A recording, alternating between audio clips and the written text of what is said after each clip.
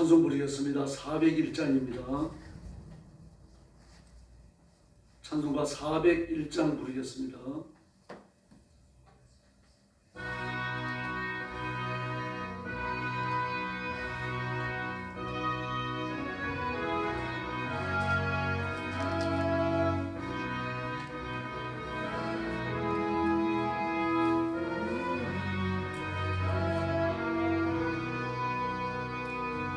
주의 곁에 있을 때 마음이 든든하오니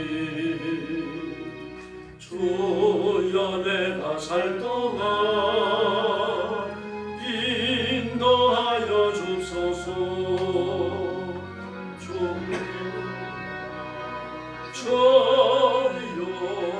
나를 인도하소서. 마른 세상 살 동안 주여 인도하소서.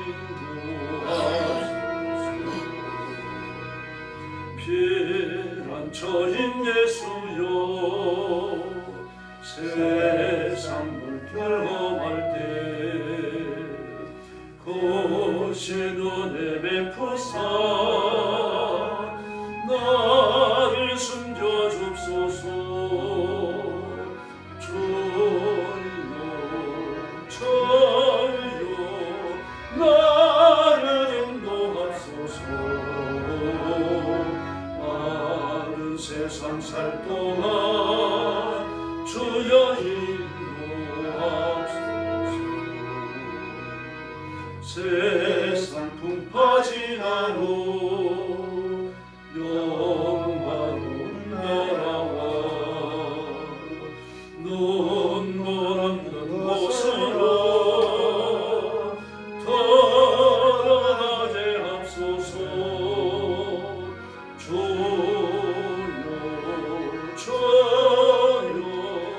나를 인도하소서. 마른 세상 살 동안 주여 인도하소서. 3절 부릅니다.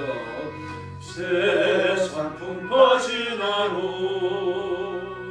영화로운 나라와 눈물 없는 곳으로 돌아가게 합소서. 주여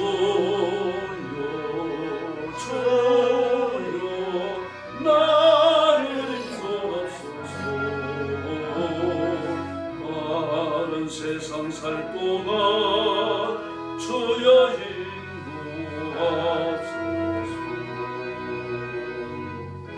할렐루야. 405장 부르겠습니다.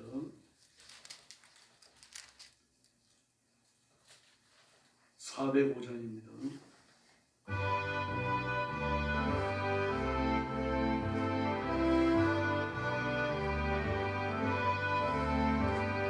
주의 친절한 발에 안기세우니 마음이 평안하리니 항상 기쁘고 복이 되겠네. 영원하신 발에 안기세. 주의 발에 걷고신 발에 안기세. 주의 발에 영원하신 발에 안기세. 나이 갈수록 주의 사랑이 두루 광명하게 비치고 천성 가는 길 편히 가리니 영원하신 발에 안기세. 주의 발에 걷고신 발에 안기세. 주의 발에 영원하신 발에 안기세. 주의 보좌로 나갈 때에 기뻐 찬미 소리 외치고 겁과 두려움 심판에 앉으세 저의 발에 또 심판에 앉으세 저의 발에 영원한 심판에 앉으세. 할렐루야. 기도하겠습니다. 우리 아버지 감사합니다. 지난밤에도 주님 품 안에서 편히 쉬게 해주시고 하루가 시작되는 미면에 주 앞에 엎드리며 경배와 찬양을 드리며 하나님께 영광 돌리게 해주시니 감사합니다. 우리가 이 세상을 떠나 아버지 앞에 서는 그날까지 하나님을 영화롭게 드리는 이 직무에 충성하게 하시고 칭찬받는 종들이 되게 하여 주시옵소서. 오늘도 죽음의 전쟁터와 재난의 현장과 땅끝까지 이르러 복음 전하는 선교사님들과 주의 종들과 사랑하는 성도들을 기억하시고 그 가정과 가족을 보호해 주시며 선교의 현장에 주의 성령께서 권능으로 임하셔서 기적을 베풀어 주시옵소서. 오늘 아침도 저희들이 말씀을 나눕니다. 큰 은혜 주시기 원하옵고 예수님의 이름으로 간절히 기도 올리옵나이다. 아멘. 하나님 말씀 봉독하겠습니다. 출애굽기 21장입니다.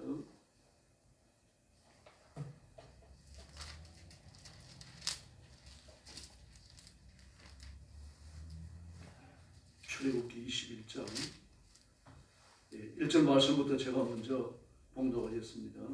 내가 백성 앞에 세울 법규는 이러하니라.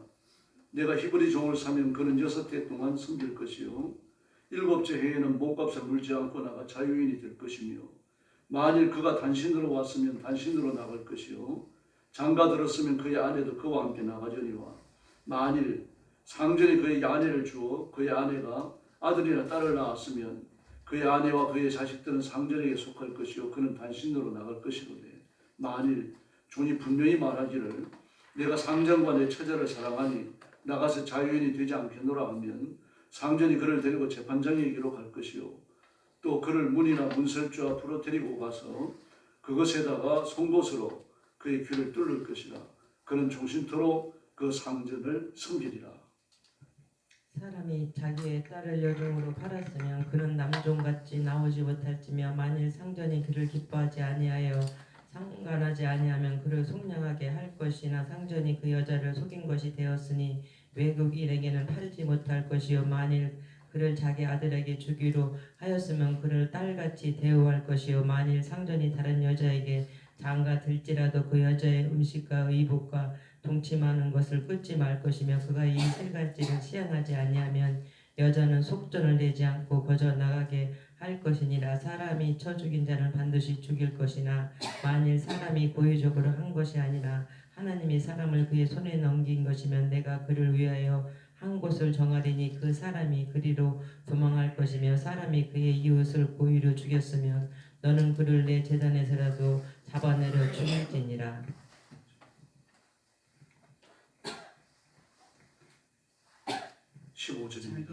자기 아버지나 어머니를 치는 자는 반드시 죽일지니라. 사람을 납치한 자가 그 사람을 팔았든지 자기 수하에 두었든지 그를 반드시 죽일지니라. 자기의 아버지나 어머니를 저주하는 자는 반드시 죽일지니라. 사람이 서로 싸우다가 하나가 돌이나 주먹으로 그의 상대를 쳤으나 그가 죽지 않고 자리에 누웠다가 지팡이를 짚고 일어나 걸으면 그를 친 자가 형벌을 면하되 그간의 손해를 배상하고 그가 안치되게 할 것이니라. 사람이 때로 그 남종이나 여종을 쳐서 당장에 죽으면 반드시 형벌을 받으려니와 그가 하루나 이틀을 연명하면 형벌을 명하리니 그는 상전의 재산이라. 사람이 서로 싸우다가 임신한 여인을 쳐서 낙태하게 하였으나 다른 해가 없으면 그 남편의 청규대로 반드시 벌금을 내되 재판장의 판결을 따라 낼 것이니라. 그러나 다른 해가 있으면 갑대 생명은 생명으로 눈은 눈으로 이는 이로 손은 손으로 발은 발로 된 것은 된 것으로 상하게 한 것은 상함으로 때린 것은 때린 것으로 갚을지니라. 사람이 그 남종이 한 눈이나 여종이 한 눈을 쳐서 상하게 하면 그 눈에 대한 보상으로 그를 놓아줄 것이며 그 남종이나 여종 이를 쳐서 빠뜨리면 그의 이에 대한 보상으로 그를 놓아줄지라. 소가 남자나 여자를 받아서 죽이면 그 소는 반드시 돌로 쳐서 죽일 것이며 그 고기는 먹지 말 것이며 임자는 형벌을 면하거니와. 소가 본래 받은 버릇이 있고 그 임자는 그로 말미암아 경고를 받았을 때 단속하지 아니하면 남녀를 막론하고 받아 죽이면 그 소는 돌로 쳐 죽일 것이요 임자도 죽일 것이며. 만일 그에게 속죄금을 부과하면 무릇 그 명령한 것을 생명의 대가로 낼 것이요 아들을 받든지 딸을 받든지 이 법규대로 그 임자에게 행할 것이며. 소가 만일 남종이나 여종을 받으면 소 임자가 은 30세겔을 그의 상전에게 줄 것이요 소는 돌로 쳐서 죽일 것이니라. 사람이 구덩이를 열어두거나 구덩이를 파고 덮지 아니하므로 소나 나귀가 거기 빠지면 그 구덩이 주인이 잘 보상하여 짐승의 임자에게 돈을 줄 것이요 죽은 것은 그의 차지할 것이니라. 이 사람이 소가 저 사람의 소를 받아 죽이면 살아있는 소를 팔아 그 값을 반으로 나누고 또한 죽은 것도 반으로 나누려니와. 36절 같이 봅니다. 그 소가 본래 받는 버릇이 있는 줄을 알고도 그 임자가 단속하지 아니하였으면 그는 소로 소를 갚을 것이요 죽은 것은 그의 차지하였지니라. 아멘.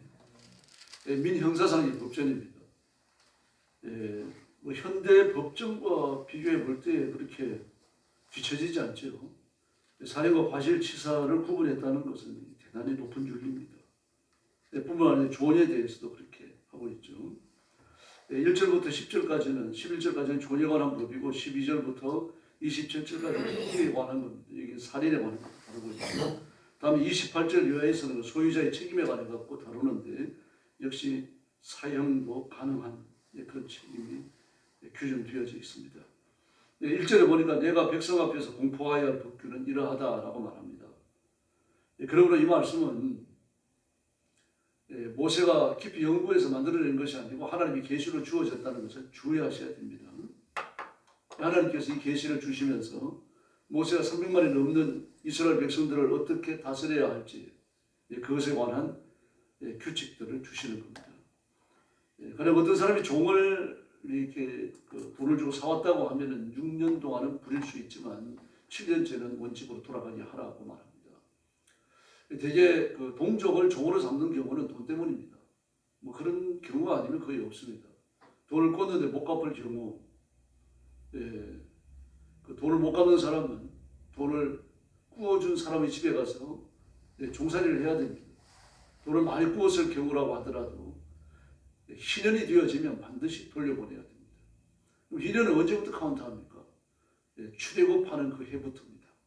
그 해부터 카운트가 시작되는 거예요. 그래서 하나님께서 너는 이 출애굽하는 이 해를 모든 해의 첫 해로 삼으라고 말씀하시는 거죠. 그렇게 해서 연대를 계산하는 겁니다. 그리고 출애굽하는 그 달이 해의 첫 달이 되어지는 겁니다. 그러면 이것은 종교력입니다. 종교력이지만 음력에 기반을 한 것입니다. 그래서 일반적인 횟수의 계산이 아니고 종교적 의미에서 계시적 의미에서 횟수를 계산하는 겁니다. 그리고 유대인들은 두 개의 달력을 가지고 있어요. 음력이 있고 종교력이 있고요. 그 다음에 또 농사와 관련되어진 달력이 있습니다. 이건 이제 1년 내내 농사와 관련되어진 그런 달력이 있는 건 아니고 중요한 절기와 농사 짓는 절기가 이렇게 겹쳐질 때 그 규정합니다. 6월절 그런 경우입니다. 그래서 6월절도 니산월이거든요. 그 첫 해가 니산월, 종교적 1월달이 니산월입니다. 음력으로 따지면 3월에서 4월 정도에 해당되어지고요. 그런데 이 음력으로 따지니까 니산월이 여름에도 올 수 있고 겨울에도 올 수 있으니까 이걸 조정하기 위해서 아비벌을 그랬습니다. 아비벌은 보리 이삭이 나오는 달 그런 뜻입니다. 이런 식으로 군데군데 종교력을 만들어서 음력의 부족한 점들을 채워놨습니다. 그래서 희년을 계산하는 것도 그냥 무작정 희년 계산이 아니고 출애굽하는 그 해를 기점으로 계산하는 겁니다. 그래서 7째 해가 되어지면 몸값을 내지 않고 자유의 몸이 된다라고 말했습니다. 만약에 종이 혼자 들어와서 혼자 나가고 아내를 데리고 들어와서 자식을 낳았으면 식구와 같이 나갑니다. 그러나 총각의 몸으로 들어와가지고 아내를 주인이 마련해 줬다고 하면은 아내와 자식을 놓고 가야 돼요. 그럴 경우에 아내나 자식에 대한 애정이 있을 거 아닙니까? 그럴 경우는 주인에게 찾아가서 내가 주인도 사랑하고 내 식구도 사랑하니까 주인 집에서 영원히 종으로 있겠습니다. 자유를 포기하겠습니다. 그러면 그를 데리고 재판관에 가야 합니다. 이 당시 재판관은 제사장입니다. 재판관에 가가지고 이제 재판을 받은 끝에 그를 데리고 성전으로 가서 문설주에서 귀를 뚫습니다. 그럼 이제 영구한 종이 되어지는 거죠. 그 다음에 7절 이하에 보면은 남의 딸을 종으로 샀다. 남의 딸을 종으로 사온다. 이건 이제 그 딸을 종으로 파는 집이 돈이 없어서 그런 거예요. 돈이 필요한데 돈을 구할 길이 없으니까 딸을 파는 겁니다. 팔면은 그냥 데리고 와가지고 종살이 할 수도 있겠지만 다른 목적으로 사올 수 있는 겁니다. 그 종을 사오는 여자 종을 사오는 그 사람이 자기 아내를 삼으려고 아니면 아들의 아내를 삼으려고요. 그 여자가 괜찮으면 그럴 수 있는 거죠. 이제 그랬을 경우에 어떻게 해야 되느냐? 그 8절 이하의 말씀을 보면 그 여자가 마음에 들지 않으면 그 여자에게 몸값을 얹어가지고 친정으로 보내라 그럽니다. 원 아버지에게로 보내라. 그동안 데리고 있으면서 네가 아내 노릇을 하지 했으니까 그에 대한 값을 지불하라는 이야기입니다. 다음에 이제 아들에게 주려고 샀다고 하면은 그 아내를 삼으려고 이렇게 자기 아내를 삼으려고 자기 며느리죠. 그러니까요. 아들이 아내 아닙니까? 그 아들이 아버지가 여종을 사갖고 아내를 줬단 말이에요. 그 살다 보니까 마음이 잘 안 듭니다. 그리고 따로 마음에 드는 여자가 있어요. 이럴 경우에 그 철을 얻어올 수 있습니다. 결혼할 수가 있습니다. 그럴 경우에 첫 번째 종으로 사왔던 그 여자에게 세 가지를 지키라고 말합니다. 먹을 걸 주고 입을 걸 주고 부부의 도리를 다 해라 라고 말합니다. 상당히 그 당시의 법으로 본다면요. 아주 진보된 법입니다. 왜냐고 하면요. 그 당시 여자들은 남자의 삶의 그저 구성물이었습니다. 인격적 가치가 없었어요. 종보다 조금 나은 위치에 있던 그런 사람들, 여자였습니다. 그런데 여자에 대해 갖고 남자와 거의 대등한 인격적 지위를 주고 있는 거죠. 뭐 어떤 사람들은 뭐 이걸 높아서 봐줍니다. 이게 봐라, 성경이 이렇게 여자에 대해서 비인격적이다. 그 당시 수준에서 봐야죠. 3,500년 전이에요. 3,500년 전에 이런 법을 가졌다는 것 자체가 기적이죠. 이 당시에 법은 있었어요. 하무라비 법전이라고 그래갖고요. 있었습니다. 그 법이 모세공전보다 더 우월한 것도 아닙니다. 그리고 나서 이제 12절 이하에 보면은 그 폭력에 관한 법이 나오고 있습니다. 사람을 때려서 죽인 자를 반드시 사형을 쳐요. 이게 이제 그냥 살인입니다. 그러니까요. 과실치사가 아니에요. 뭐 싸우다가 어떻게 하다가 보니까 죽였다, 아니면 화가 나가지고 어떻게 말을 다투다 보니까 이렇게 떠밀었는데 넘어져가고 죽었다, 이런 그 과실치사가 아니고 아예 작정하고 사람의 생명을 빼앗는 겁니다. 뭐 물건을 훔치든지 또는 빼앗든지 뭐 어떤 목적을 가지고 그럴 경우에 사형시키라는 얘기입니다. 그러나 그렇게 일부러 죽인 것이 아니라고 하면은 이 피난처로 가라는 얘기죠. 도피처. 도피성으로 가가지고 피신해 있으라고 말합니다. 그러나 살인을 했을 경우, 과실치사가 아니라 아예 그냥 살인을 했을 경우, 그런 경우는 도피성으로 들어오더라도 하다못해 내 성전 안에 와가지고 성전 그 번전한 뿔을 잡았다고 하더라도 끌어내려가지고 죽이라고 말합니다. 무서웠어요. 그러니까요. 살인에 대해서는요. 왜 그런가 하면 사람이 하나님의 형상으로 지원받았으니까 살인은 하나님의 형상을 파괴하는 거죠. 하나님께 대한 윤리적 도전이 되는 겁니다. 하나님의 법을 어기는 거죠. 네, 그렇게 무섭게 말합니다. 다음에 16절 이하에서는요. 유기한 자, 이 납치라고 하는데 유기를 말합니다. 유기했을 경우에 살려두었더라도, 유기한 아이, 유기한 사람을 살려두었더라도, 인신매매를 했더라도 그건 사형에 처하라고 말합니다. 또 자기 부모를 저주하는 자, 또 14절 하반절을 보니까 부모를 때린 자, 이 전부 다 사형에 처하라고 말합니다. 그다음에 18절 이하에서 이제 그 과실치사가 여기서 나옵니다. 서로 싸우다가 한 사람이 상대방을 돌이나 주먹으로 때려가지고 과실치사는 아니고 과실치산입니다. 치산. 현대법으로 봤을 때요. 그래가지고 죽지는 않았지만 자리에 눕게 됐다. 그럴 경우에 얼마 동안 자리에 누워 있었는지 그 동안에 돈벌이를 못했으니까 손해배상을 해라. 그리고 치료비를 배상을 해라. 대단하죠. 3,500년 전에 이런 법이 있었다는 것 자체가 정말 혀를 내두를 지경입니다. 사람이 지혜에서 나오지 않아서 이게 가능한 거죠. 그런데 그가 일어나서 지팡이를 짚고라도 길을 다닐 수 있게 되면 때린 사람은 형벌을 받지 않지만 그동안 입은 손해는 갚아주고 치료비도 대주라. 그래서 누워있더라도 일어나 지팡이를 짚고 다니더라도 손해배상을 하고 치료비를 배상해라. 그 두 가지를 규정했습니다. 네, 또 20절 이하에 보니까 어떤 사람이 자기 남종이나 여종을 몽둥이로 때렸는데 죽으면 형벌을 받아야 한다라고 말합니다. 그 사형은 아니에요. 또 그 맞고 나서 종이 하루 이틀을 살았다고 하면 또 형벌도 면해줍니다. 왜냐하면 종은 주인의 소유이기 때문에. 네, 그러므로 여기에서 말하는 종은요, 동족을 의미하지는 않습니다. 동족은 차후에 계산되는 거고 동족이 포함되지 않는 건 아닙니다만, 그런데 이후에 보면 그 하나님께 더 강한 말씀을 주시죠. 동족에게 돈을 구워줄 때는 이자를 받지 말라고 말합니다. 동족을 종으로 잡았다면 종으로 생각하지 말라고 말씀하시죠. 이후에 법전이 더 나옵니다. 그리고 여기에서 말하는 종, 때려서 죽일 정도의 종이면 외국인입니다. 이방인을 말하는 거죠. 언약 밖에 있는 사람을 말합니다. 전쟁포로가 될 수도 있고 또 돈 거래 관계에서 종으로 잡혀온 사람일 수도 있는 겁니다. 다음에 22절에서 싸우다가 임신한 여자를 다치게 해가지고 낙태를 했다. 그런데 이 임신한 여자는 다치지 않고 낙태만 했다. 낙태만. 그럴 경우에 가해자는 여자의 남편이 요구하는 대로 배상금을 내라. 배상 금액은 재판관이 결정한다. 다시 말해서 이 뱃속에 들은 애가 죽었다는 말입니다. 내 아들이고 내 딸이 될 수 있는 거죠. 그럴 경우에 남편이 그러면 1억을 내라 그랬습니다. 이 너무 과하지 않느냐. 이럴 경우에 재판관을 찾아갈 수 있어요. 요구했는데 과하지 않다고 생각하면 재판관은 안 찾아가도 됩니다. 그러나 과하다고 생각하면 재판관을 찾아갔어요. 찾아가서 재판관이 정해주는 그 금액을 내야 되는 겁니다. 그러면 이 과정에서 뭐가 들어올 수 있습니까? 장난이 들어올 수가 있죠. 재판관을 돈으로 매수해버리면요, 형편없이 적은 가격으로 다운될 수 있는 겁니다. 이런 것들을 아직은 시행 단계가 아니기 때문에요, 고려하지 않았습니다. 다음에 이제 그 23절 이하에 보면 여자가 다쳤으면 가해자는 동상동해 복수법으로 자기가 받아야 된다고 말합니다. 눈을 다치게 했으면 가해자는 눈을 다쳐야 되고, 이빨이 다쳤다고 하면 가해자는 이빨을 다쳐야 되고, 좀 무섭죠. 동상동해 복수법이요. 이게 이제 예수 그리스도의 십자가까지 이렇게 발전이 되어집니다. 그리고 어떤 사람이 자기 남종이나 여종의 눈을 때리거나 또 이빨을 때려가지고 실명이 되고 이빨이 부러졌을 경우 그 값으로 자유를 주어라라고 말합니다. 다음에 28절 이하에서는 그 소유의 책임입니다. 소가 어떤 사람을 받아서 죽였어요. 그럴 경우에 소를 돌로 쳐서 죽이고 그 고기를 먹지 말라고 말합니다. 이 경우 소의 임자는 형벌을 받지 않습니다. 그러나 이 소가 평소에 받는 버릇이 있어요. 그럴 경우 받는 버릇이 있고 경고도 받았습니다.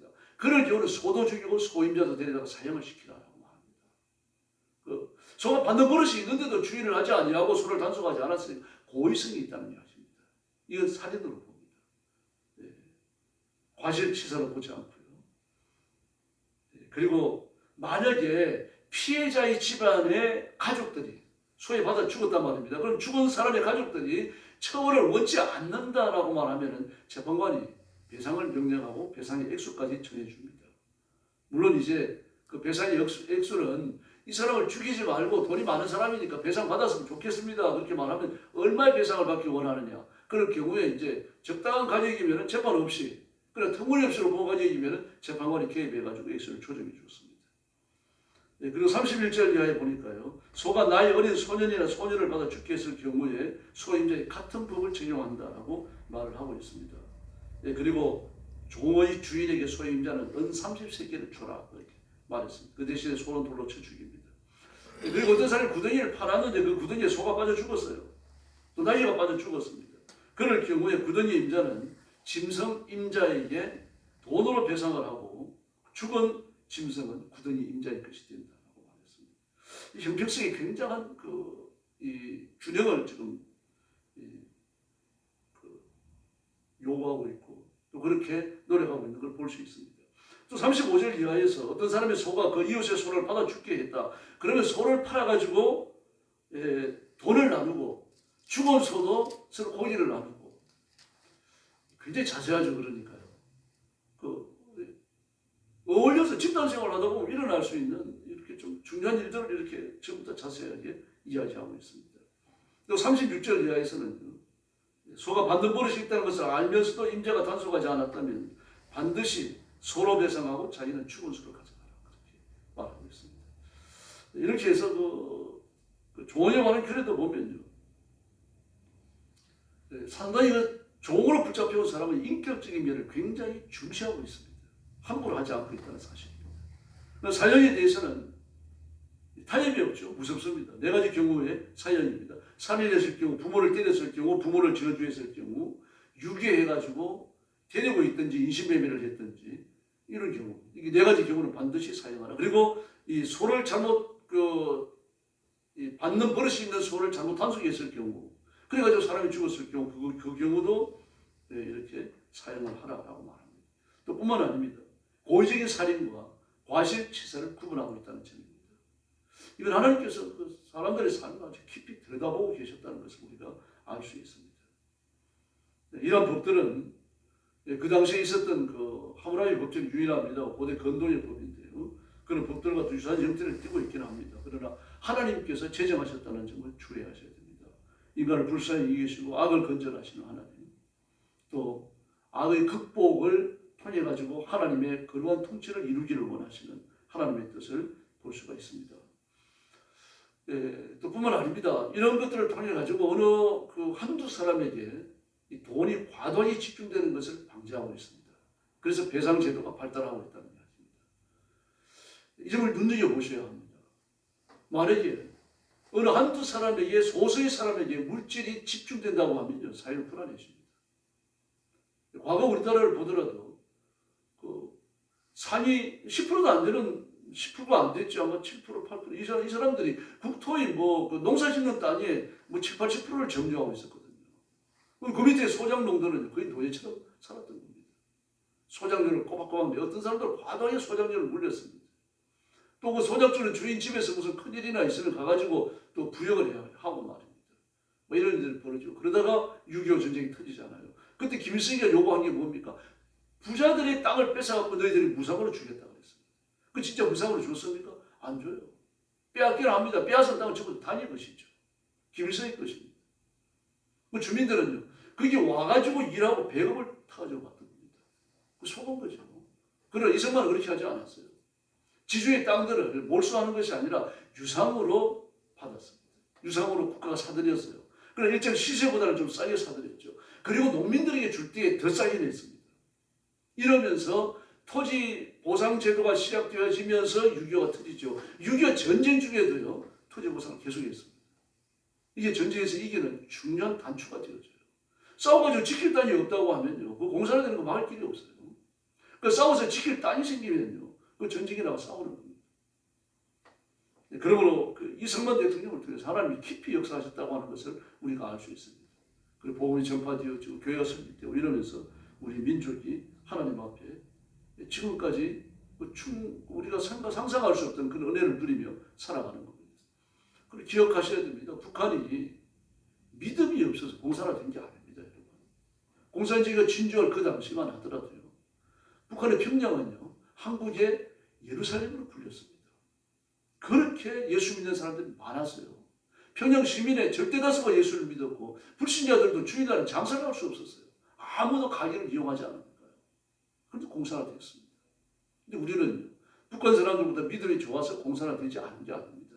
그 이유를 알 수가 없어요. 하나님의 뜻이라고 밖에는 말 못합니다. 그러므로 우리가 의로운 북한이 공산화되었다고 하면요, 의롭지 못한 우리는요, 이런 경각심을 가져야 됩니다. 그래서 우리가 지나치게 물질을 섬기고 하나님의 은혜와 하나님의 통치를 또 이렇게 무시하는 그런 행동을 하면 안 됩니다. 그래서 늘 우리는 밥을 먹든지 돈을 쓰든지 옷을 입든지 집에 가 잠자든지 뭘 생각해야 됩니까? 고통당하는 북한 주민을 반드시 기억하셔야 됩니다. 매년 북한에는 아사자가 나옵니다. 우리나라들이 굶어 죽고 우리나라들이 맞아 죽고요. 지금도 여자들이 아오지 탕관이나 저런 노동교화소 같은 데 들어가면요, 강제 낙태를 해야 됩니다. 기가 막히죠. 그리고 처녀로 잡혀 들어가는 사람들은요, 전부 아기를 낳지 못하는 수술을 받아야 돼요. 이런 그 비인격적인 일들이 일어나고 있어요. 이런 것들을 기억하면서 북한 주민을 위한 기도요, 조금 더 늦춰서는 안 됩니다. 김정은이 공산정권이 끝나고 민주정부가 설립되게 해달라고 하나님 앞에 부르셔야 됩니다. 그래서 우리가 하나님의 은혜를 입고 하나님의 사랑으로 사는 것을 늘 깊이 감사하고 이 땅에 하나님의 통치가 실현되기를 위해서 애쓰고 하나님 앞에 복종하고 하나님께 복종하는 자가 받는 복과 승리를 누리는 존귀한 성도들이 되기를 예수님의 이름으로 축원합니다. 기도하겠습니다. 자비하신 아버지 하나님 감사합니다. 우리가 예수 믿어 구원받고 하나님의 자녀가 되며 하나님의 백성이 되며 하나님의 의의 일꾼들이 되어졌으니 감사합니다. 이 시간 주의 성령께서 능력과 권능으로 임하셔서 진리에 대한 말씀이 우리의 심령을 새롭게 하고 우리의 삶을 새롭게 이끌어가며 이것이 바로 우리가 살아가는 인생의 원리가 되어지며 하나님 약속하시는 약속대로 살고 약속이 주시는 복을 누리고 승리를 누리는 존귀한 일꾼들 되게 하여 주옵시기를 간절히 원합니다. 세상이 어떻게 변하더라도 하나님 앞에 순종하는 우리의 삶을 변하지 않도록 도와주시고 오직 하나님만 높이며 하나님만 영화롭게 드리는 귀한 일꾼들이 되게 하여 주옵소서. 저와 성도들이 이르는 곳마다 하나님의 거룩한 은혜가 충만하게 하시고 영혼을 살리고 육체까지 살리는 하나님의 큰 구원의 역사가 나타나게 하여 주시옵소서. 우리 성도들에게 건강의 복을 주시고 물질의 복을 주시고 육신의 남은 때를 사는 동안 힘을 다하여 충성하도록 복 내려 주시옵소서. 오늘도 주의 성령께서 기도의 세임과 능력을 주시기 원하오며 예수님의 이름으로 간절히 기도 올리옵나이다. 아멘.